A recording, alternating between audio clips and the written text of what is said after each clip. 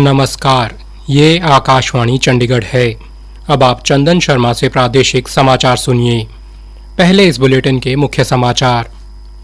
हरियाणा मंत्रिमंडल की बैठक में गांव में पटवारियों की उपलब्धता बढ़ाने सहित विभिन्न प्रस्तावों पर चर्चा हुई। राखीगढ़ी पुरातत्व स्थल में खुदाई में मिले मानव कंकाल अवशेषों को उन्नत वैज्ञानिक अध्ययन के लिए भारतीय मानव विज्ञान सर्वेक्षण को सौंपा गया। प्रधानमंत्री नरेंद्र मोदी के कुशल नेतृत्व में कृषि एवं किसान कल्याण के लिए अनेक योजनाएं शुरू की गईं। किसानों ने पीएम किसान सम्मान निधि की तारीफ की।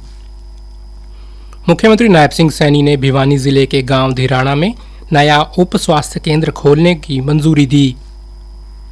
और पंचकूला नगर निगम के कथित गबन मामले में गिरफ्तार आईएएस अधिकारी आरके सिंह को न्यायिक हिरासत में भेजा गया। अब समाचार विस्तार से। आज चंडीगढ़ में मुख्यमंत्री नायब सिंह सैनी की अध्यक्षता में हुई हरियाणा मंत्रिमंडल की बैठक में ग्रामीण क्षेत्र में पंचायती और श्यामलात भूमि देने का अधिकार जिला उपायुक्त को देने पर चर्चा हुई। बैठक के बाद कैबिनेट मंत्री कृष्ण कुमार बेदी ने बताया कि कुल 15 प्रस्तावों पर चर्चा हुई, जिनमें से लगभग 13 पर निर्णय लिया गया है।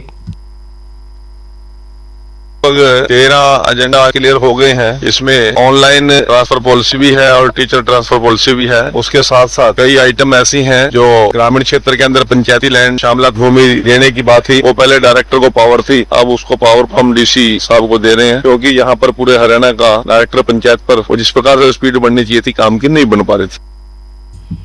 बैठक में जिन मुद्दों पर चर्चा हुई उनमें राजस्व विभाग में स्टाफ की कमी दूर करने और गांवों में पटवारियों की उपलब्धता बढ़ाना शामिल है। इसके अलावा नए भर्ती 2600 पटवारियों के प्रशिक्षण की अवधि 18 माह से घटाकर 12 माह करने के प्रस्ताव पर भी चर्चा हुई है। सरकार का तर्क है कि लंबे प्रशिक्षण के कारण बड़ी संख्या में चयनित पटवारी गाँवों में नहीं पहुँच पा रहे हैं। प्रशिक्षण अवधि कम होने से राजस्व रिकॉर्ड, इंतकाल, जमाबंदी और भूमि संबंधी सेवाओं के लंबित मामलों के निपटारे में तेजी आएगी। हरियाणा के राखीगढ़ी पुरातत्व स्थल से खुदाई में मिले मानव कंकाल अवशेषों को उन्नत वैज्ञानिक अध्ययन के लिए भारतीय मानव विज्ञान सर्वेक्षण को सौंप दिया गया है। ये प्रक्रिया भारतीय पुरातत्व सर्वेक्षण और भारतीय मानव विज्ञान सर्वेक्षण के बीच हाल ही में हुए समझौता ज्ञापन के अंतर्गत की गई। करीब 550 एकड़ क्षेत्र में फैला राखीगढ़ी सिंधु सरस्वती सभ्यता की सबसे बड़ी ज्ञात बस्ती माना जाता है। विशेषज्ञों का मानना है कि इन कंकालों के अध्ययन से सिंधु सरस्वती सभ्यता के लोगों के जीवन, स्वास्थ्य और सामाजिक संरचना से जुड़ी महत्वपूर्ण जानकारियां प्राप्त हो सकेंगी। प्रधानमंत्री नरेंद्र मोदी के कुशल नेतृत्व में पिछले 12 वर्षों में भारत के कृषि क्षेत्र में अभूतपूर्व और क्रांतिकारी परिवर्तन आया है। इस दौरान केंद्र सरकार ने किसानों की मदद के लिए अनेक योजनाएं शुरू की, जिनमें प्रधानमंत्री फसल बीमा योजना, किसान क्रेडिट कार्ड योजना और किसान सम्मान निधि योजना प्रमुख हैं। प्रधानमंत्री किसान सम्मान निधि योजना ने किसानों को बीज आदि की खरीद के लिए होने वाले खर्च से निपटने में राहत दी है और छोटे मोटे कृषि कर्जों के लिए कर्ज लेने से बचाया है। सबसे खास बात यह है कि ये राशि किसानों के बैंक खातों में बिना किसी बिचौलिए के और बिना किसी सिफारिश के सीधे पहुंच रही है। हाल ही में प्रधानमंत्री मोदी ने प्रधानमंत्री किसान सम्मान निधि की 23वीं किस्त जारी की। इसके तहत देश के 9 करोड़ 44 लाख से अधिक लाभार्थी किसानों के बैंक खातों में 18,880 करोड़ से अधिक की राशि का सीधा हस्तांतरण किया गया। इस योजना के अंतर्गत हरियाणा के 15,95,644 लाभार्थी किसानों के खातों में 319 करोड़ 13 लाख रुपए की राशि पहुंची है।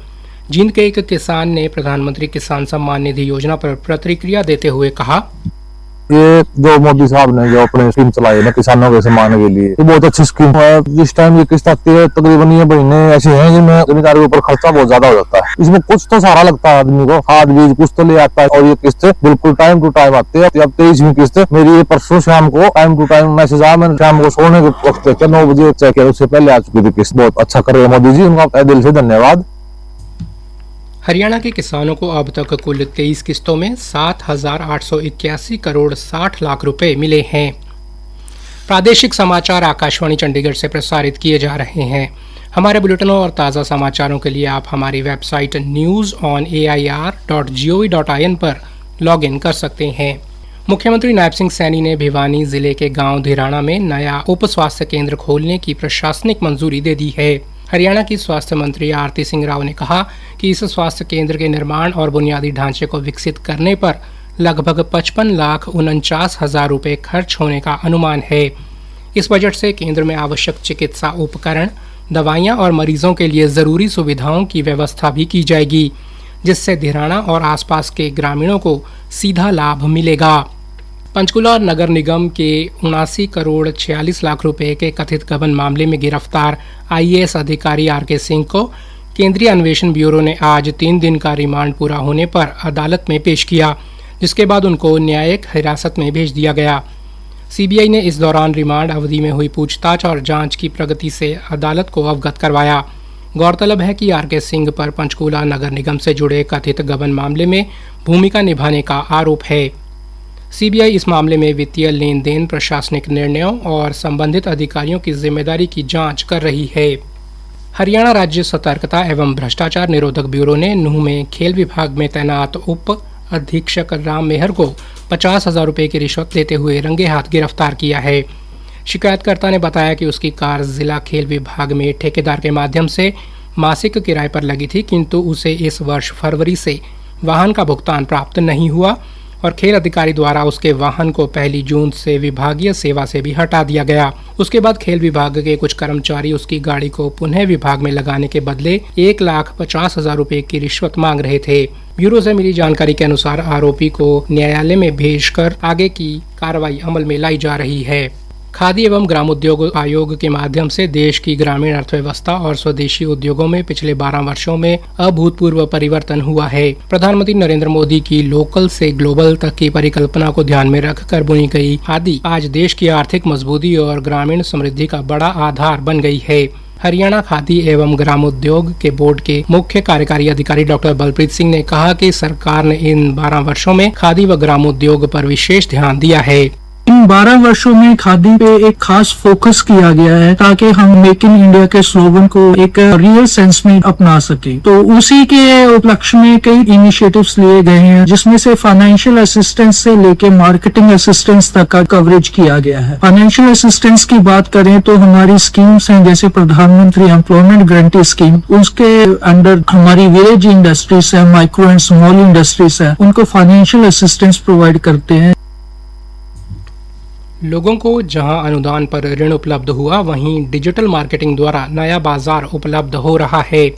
कनौर क्षेत्र के गांव खुबड़ू में आज सुबह सोनीपत अपराध शाखा और गन्नार पुलिस की अपराध जांच एजेंसी की संयुक्त टीम के साथ हुई मुठभेड़ में गैंगस्टर गोपाल मारा गया। मुठभेड़ के दौरान अपराध जांच एजेंसी के एक हवलदार देवेंद्र के हाथ में भी गोली लगी। पुलिस रिकॉर्ड के अनुसार गोपाल पर हत्या की कोशिश, दुष्कर्म और अन्य गंभीर अपराधों सहित करीब 25 आपराधिक मामले दर्ज थे। पुलिस के मुताबिक हत्या के 2 मामलों में उम्र कैद की सजा भुगत रहा गोपाल इसी वर्ष मार्च में मिली पैरोल खत्म होने पर 30 मई को वापस जेल जाने की बजाय भूमिगत हो गया था। इसके बाद उसने सोनीपत और पानीपत क्षेत्र में कई आपराधिक वारदातों को अंजाम दिया।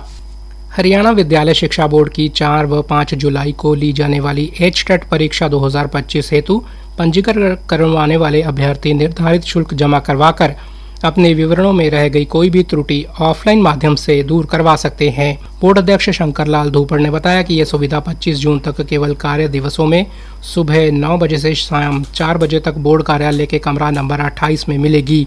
उन्होंने अभ्यर्थियों से महत्वपूर्ण सूचनाओं के लिए बोर्ड की आधिकारिक वेबसाइट नियमित रूप से देखने की अपील की है। अंत में मुख्य समाचार एक बार फिर से।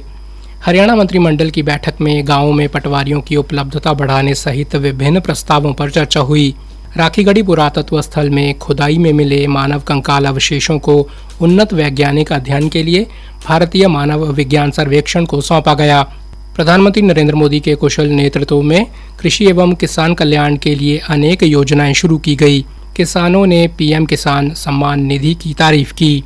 मुख्यमंत्री नायब सिंह सैनी ने भिवानी जिले के गांव धीराना में नया उप स्वास्थ्य केंद्र खोलने की मंजूरी दी और पंचकूला नगर निगम के कथित गबन मामले में गिरफ्तार आईएएस अधिकारी आरके सिंह को न्यायिक हिरासत में भेजा गया। प्रादेशिक समाचार समाप्त हुए।